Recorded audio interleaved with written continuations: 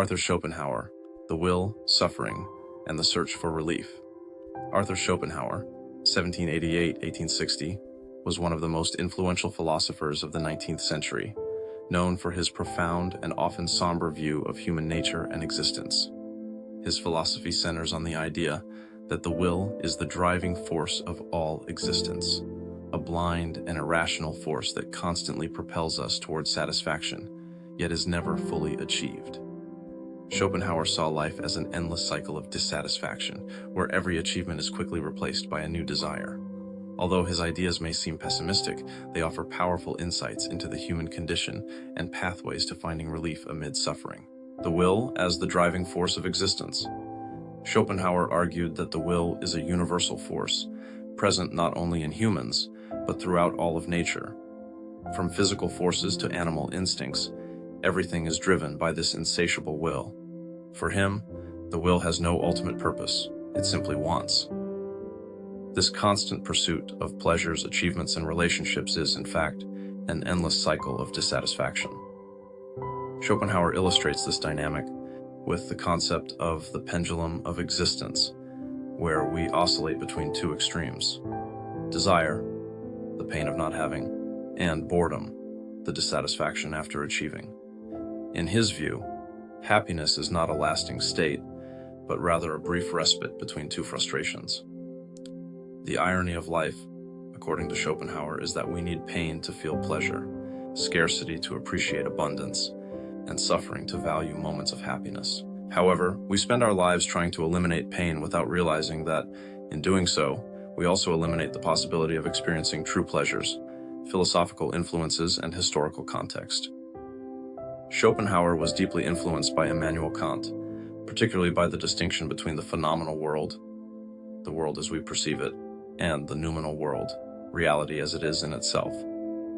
He adapted this idea, arguing that the world as we know it is a representation created by our minds, while the will is the hidden essence behind this representation.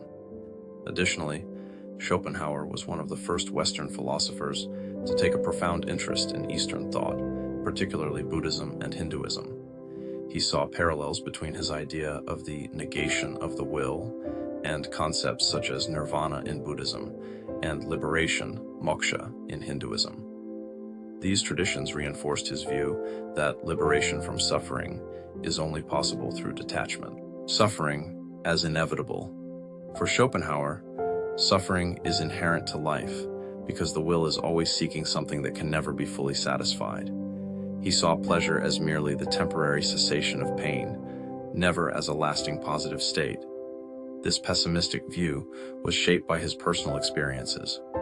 Born into a prosperous family, Schopenhauer initially believed in reason and ambition, but eventually became a philosopher of shadows after personal disappointments and observations of human nature. He saw the world as a battlefield where the most cunning and ruthless triumph, while the just and moral are often relegated to obscurity. Schopenhauer despised the hypocrisy and manipulation he observed in academia and politics, particularly in figures like Hegel, whom he considered a fraud. His masterpiece, The World as Will and Representation, was initially ignored, which only reinforced his pessimistic view of human nature and society. Art and compassion as relief. Schopenhauer saw art and compassion as temporary escapes from the relentless will that drives us. Art, in particular, offered a moment of contemplation and detachment, allowing us to disconnect from the constant need to desire more. He considered music the highest form of art because it directly expresses the essence of the will. Compassion, on the other hand, was seen by Schopenhauer as the foundation of ethics. He believed that by recognizing the suffering of others as similar to our own, we could transcend the inherent selfishness of the will. Compassion allows us to connect with others, and in doing so, slightly alleviate our own torment. The negation of the will. The only way to escape the cycle of suffering, according to Schopenhauer, is through the negation of the will. This does not mean suicide, which he saw as an affirmation of the will, but rather a state of detachment and renunciation of desires, akin to the Buddhist ideal of enlightenment.